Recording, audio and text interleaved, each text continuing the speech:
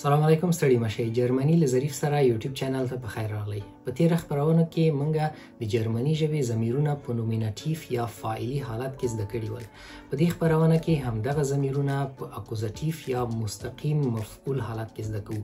لومړی دا زده کوو چې دا ضمیرونه اکوزاتیف حالت کې کوم دي، بیا مثالونه کار کوو او د خپرونې په وروستۍ برخه کې د جملې په جوړښت کې زده کوو چې دا ضمیرونه په کومه برخه کې راځي. نو دا اړین معلومات دي. د خپرونې تر پایه له موږ سره پاتې شئ.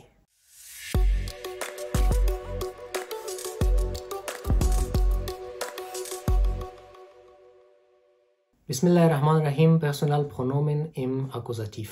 شخصي ضمیرونه په اکوزاتیف یا مستقیم مفعولی حالت کې. داسې ضمیرونه چې شته وایي او اکوزاتیف چې شته وایي، په دې اړه باندې موږ جلا خپرونې جوړې کړي دي. لینکونه یې لاندې د ډسکرپشن په برخه کې ږدم. که چیرې تاسې په دې اړه معلومات نه لرئ، کولی شئ هلته یې وګورئ.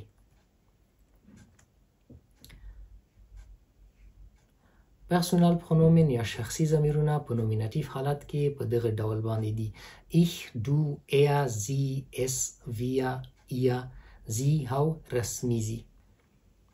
په اکوزاتیف حالت کې دا په دغه شکل باندې تغییر کوي: ich کیږي mich، du dich، er ihn، sie sie په خپل حالت پاتې کیږي، es es، wir کیږي uns، ihr کیږي euch، sie په خپل حالت پاتې کیږي sie، رسمي زی هم په خپل حالت پاتې کیږي sie.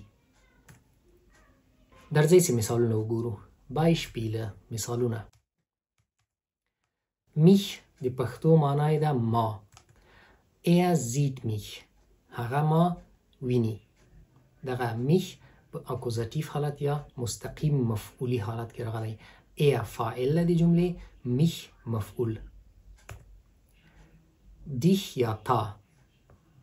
بریالی nimmt dich mit، بریالی تا بیایی ځان سره. ihn هغه نارینه، wir laden ihn ein، موږ هغه رابلو. sie هغه ښځینه، magst du sie، ایا ستا هغه خوښیږي. es هغه خنثی، ich habe es gefunden، ما هغه پیدا کړ. uns موږ. احمد kennt uns، احمد موږ پیژني. euch ich sehe euch nicht، زه تاسو نه وینم. sie هغوی. mein Bruder ruft sie، زما ورور هغوی ته غږ کوي. sie تاسو رسمي. mein Vater kennt sie، زما پلار تاسو پیژني.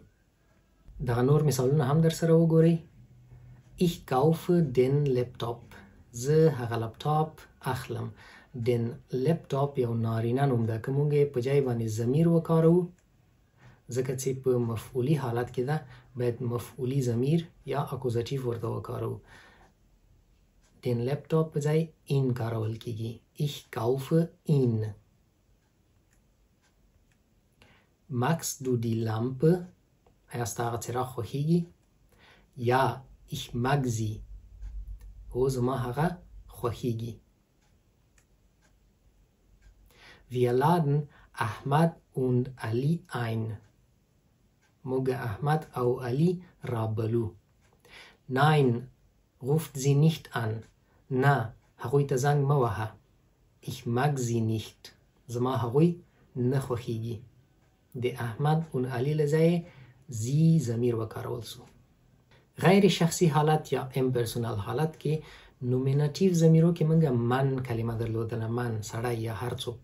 دغه من په اکوزاتیف حالت کې einen ته تبدیلیږي. د بیلګې په ډول der Lärm stört einen، غالمغال یا شورماشور سړی پازابوي.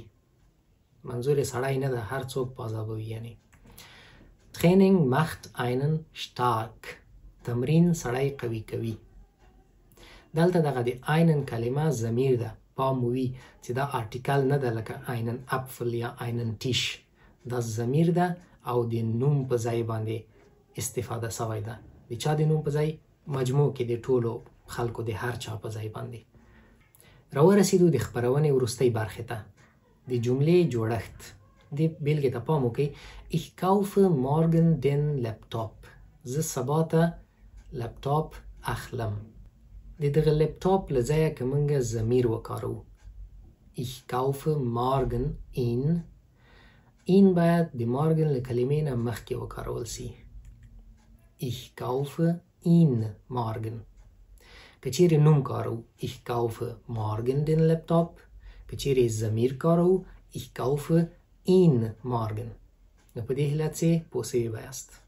دا ول د جرمني ژبې ضمیرونه په اکوزاتیف حالت کې. خپلې پوښتنې او نظریات د کمنټ په برخه کې راسره شریک کړئ. له یاده مه باسئ چې ویډیو لایک کړئ، له خپلو ملګرو سره یې شریکه کړئ او همدارنګه چینل سبسکرایب کړئ. ستاسې لایک، شیر او سبسکرایب موږ هڅوي او موږ لپاره انرژي ده تر څو نورې خپرونې جوړې کړو. تر بیا د خدای پام.